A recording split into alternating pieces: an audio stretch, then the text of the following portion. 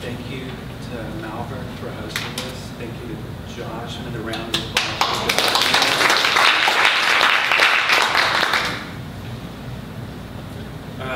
I'd like to start off with a poem by the American poet Stephen Dunn.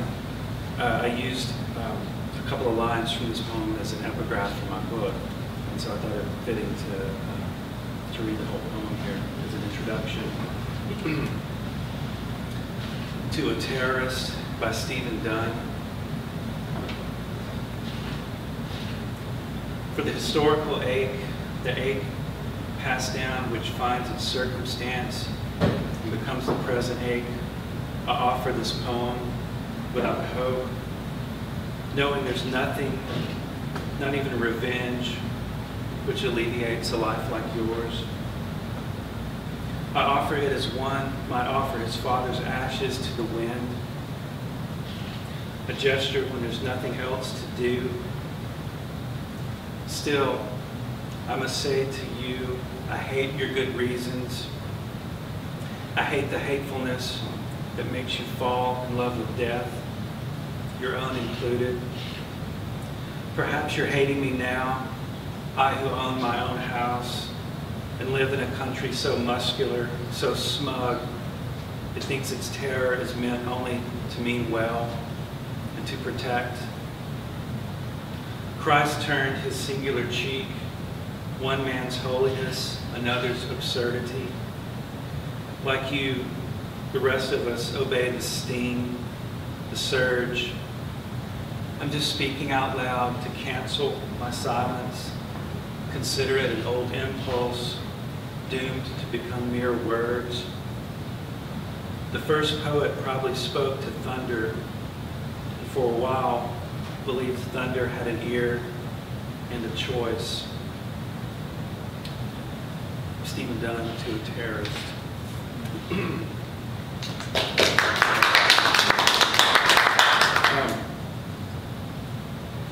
going to be reading mainly from Lost in the Telling. It's my new book.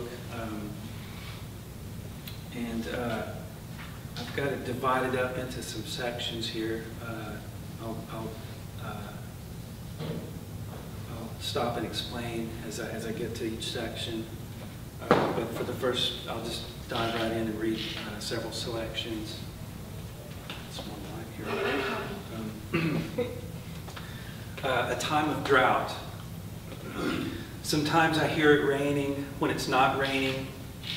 Sometimes sleep evades me like thunderheads skipping over fields of knee-high corn stalks, little brown fingers pointing, accusing sky of negligence.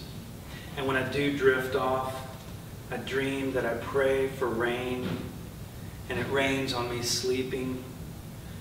My roots go deep, and I wake from dream sleep fully clothed. I will leaf out and blossom.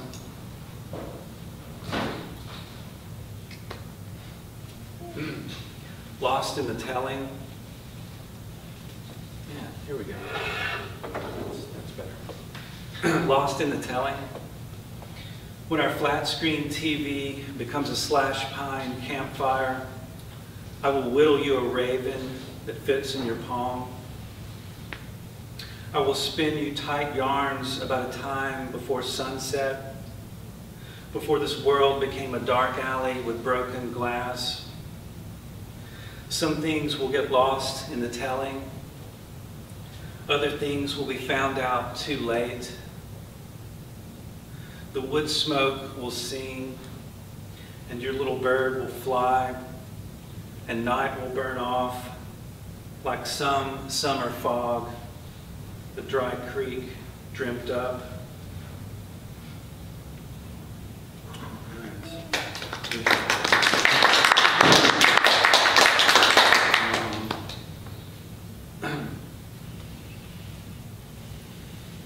Day work near a bend in the Tennessee River after Charles Wright.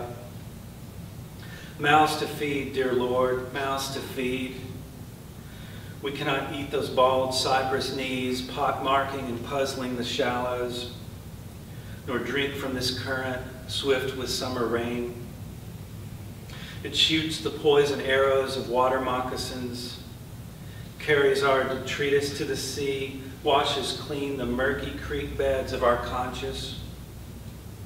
All that's left is just the shame-faced labor in bright rows of cotton, soybeans, and rice. The swatting and sweating for filthy lucre. And here, cresting the cliff, a bald eagle dive bombs the white capping surface. He pulls in a river cat, child-sized, struggling. Snatch me up in your tree-tall talons, Lord. Lift me high above the brow-beating sun.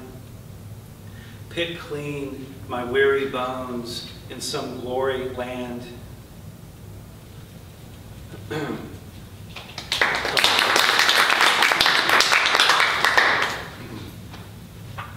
think I will switch over to read a few sonnets. I got to attend a writers' conference several years ago, the Sewanee Writers' Conference. I was surrounded by academics of all stripes, and was pretty intimidated, honestly. There were poet laureates there and professors. Before I went, I gave myself an assignment to write some formal poetry, and so I found myself drawn to the English sonnet, and I just couldn't stop writing them. They were just like these little neat puzzles that I could plug my thoughts into, and they would always make me go somewhere different than I was expecting with a poem. The form itself would force something new. And so my previous book, Backmasking, is mostly in sonnet form, and there's a few that are in this select collection as well. So I'd like to read them. Here we go. Still life with student cello and turntable. I tune her low to make it sound like Mingus recording Ah-Um.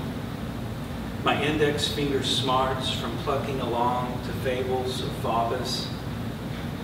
But that howling middle tenor sax imparts a righteous pain I've never known and never will know.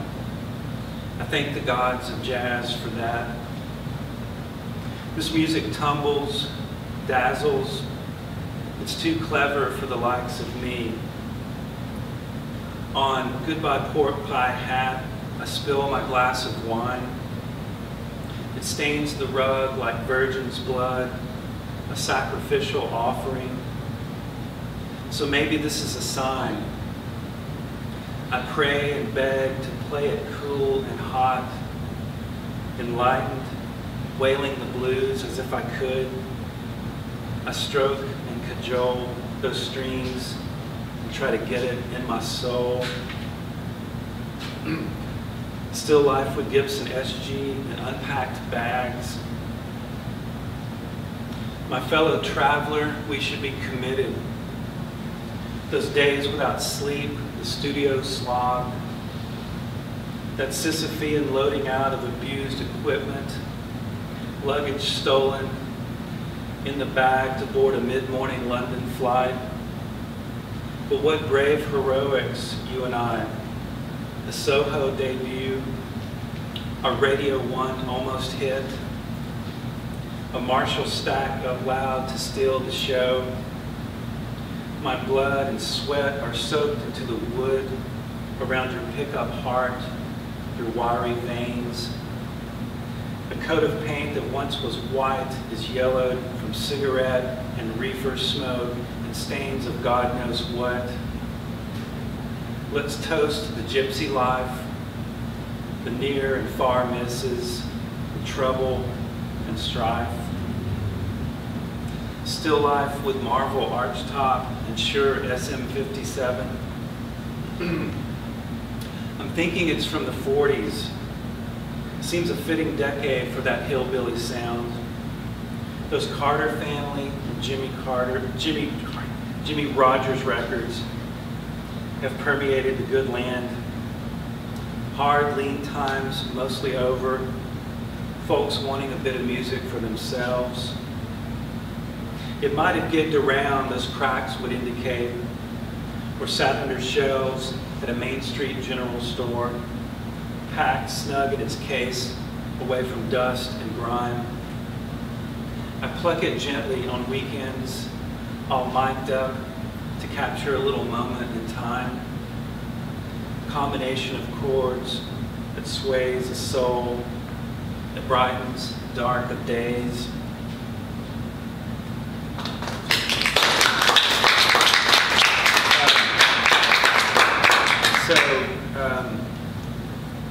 My previous book, Backmasking, was music themed, of course, telling my family history in relation to the music we've played. My granddaddy was in a gospel quartet, traveled the South. My dad is a retired music teacher, choir director, and that's the sacred music, I guess, and then I'm the secular, which is play rock and roll.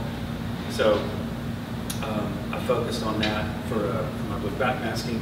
There are quite a few music-themed poems in the new book as well. They're maybe just a little weirder, which is my intent. Trying to get away from narrative if I can. So I'd like to read a few of those.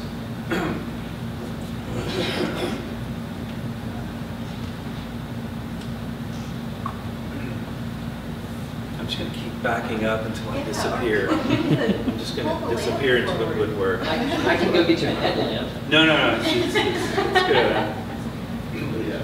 So, all right, last blue yodel. Let us both huddle around that little golden fire inside the whiskey bottle. Each sip a breath of smoke. Let's bow, pray to weather, that hard northern howling, pawing at our windows. Let us yawn and stretch and down the last dram. Let the remainder of my life be a library paperback, one you toss in the back seat and never return. Let us nod off and snore as my beard goes a winter sky gray.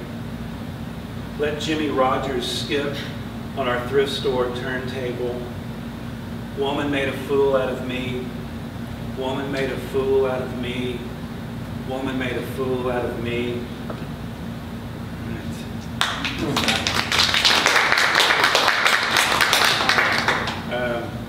I'm going to read a couple more from this and try out some brand new ones. That's okay. Only if you wrote it since Monday. No. I've not written anything since.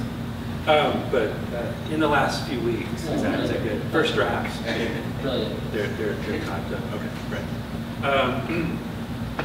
I'll do one more music theme poem here. All jam bands to the moon.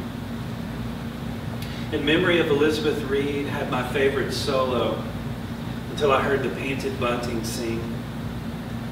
Bunting me this, bird enthusiast. Is the mockingbird born with riffs, or are they acquired over time? Most likely, it's not either or, as I, on occasion, holler out like calling hogs to slop, hollering in the voice of my great-granddaddy a century ago, a dirt farmer busting up stumps in his field, some kind of palsied music belching from his mouth on a Sunday morning. Yet other times my fingers flow over the fretboard in the well-worn grooves of the pentatonic blues, fuzz pedal dialed in to a mongrel snarl. But it's all been done and will continue to be overdone. And maybe we're all done for when that spotlight shines down on the drum riser. Something tribal and ancient and embarrassing about the extended drum solo. The singer backstage primping, the lead guitarist having his ego stroked. In the time it took you to read this, somewhere a band has reached maximum overdrive. Somewhere a stage manager grimaces, glancing at his watch. All right.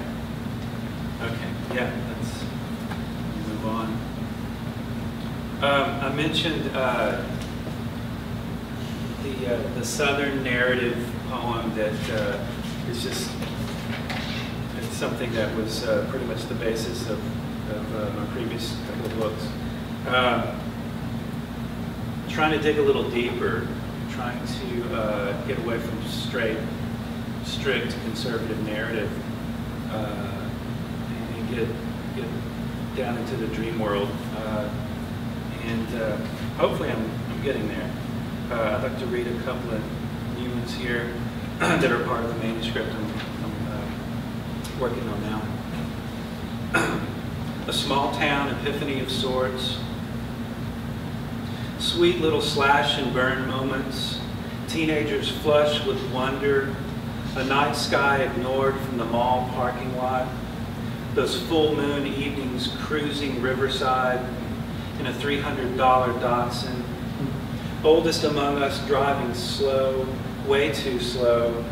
Windows down, cigarette smoke, a raging wildfire of cuss words, of squeals, tape deck busted, FM college radio, experimental jazz music, shooting stars music, music of cellular growth / death, of blood and meat, music of backseat thighs touching, sweaty hands music, of honeysuckle scented nighttime air, misting upon sweet gums, upon pines, those highway lines faded, street lamps burnt out, headlights killed, this Asian contraption swerving left, then right, to this very day, I'm still swerving.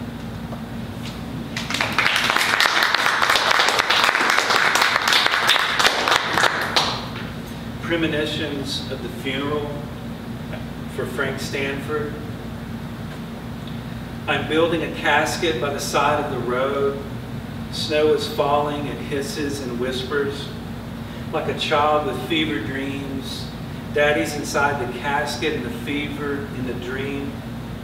I'm driving all night through the poisoned heart of this dream city. Lights ahead, city lights behind. I'm cutting his gray hair for a keepsake lock. I'm shouting his nickname in a church full of bees. I'm studying the raindrops sucking upwards from mud. Those breast-shaped clouds filled with tears, with milk of human sorrow, with snow and city lights, with hair and bees. I'm insisting we stay put on this side of the high river, but sister and mother cross over regardless. I'm napping in my great aunt's farm girl arms. I am buck naked and running through wildfire on the high school football field. I am drunk skimming over this storybook ending, these pages dog-eared and yellowed. The snow has stopped falling, the casket is lowered, the grave is topped off, and Daddy starts singing. He is singing inside, and we can still hear him.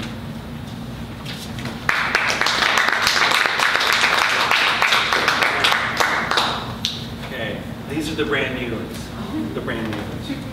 I swear to God, first drafts.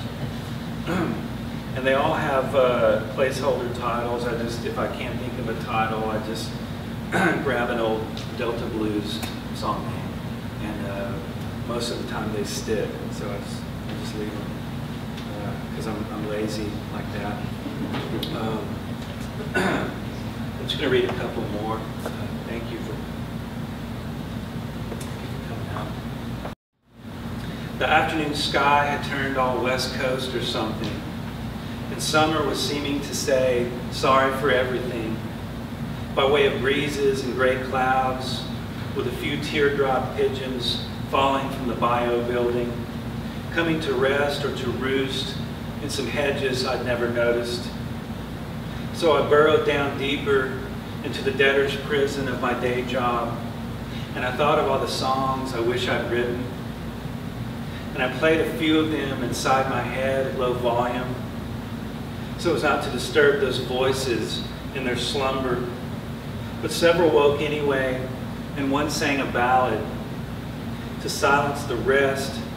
It was heartland in its origin, full of working class sadness. I've counted 10,000 verses with no sign of it stopping.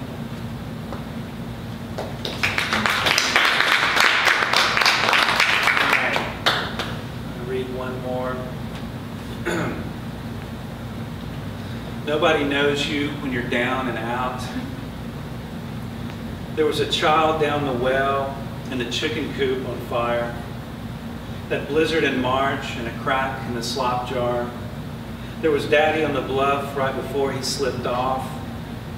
Bear Creek dried up and the smallpox and the crew. There was Billy Ray and Lovely Lloyd and Big Bill and Bum Bum. There were verses from the Bible and Kool-Aid and crackers. That flood on my birthday and a knife in my arm. There was the coming of electricity and the going of angels. There was Mother in the choir and a song I would not suffer. Ticks to burn off on our ankles and calves. There were pencils and papers. There was dust on the swing set. There were blackberry brambles by the old tower ruins. There were guns under the bed, forgotten and unloaded. Sheet music of Handel and I fell off the monkey bars. That song on the radio with the long, slow fade. Hey Jude, #1, the day that I was born.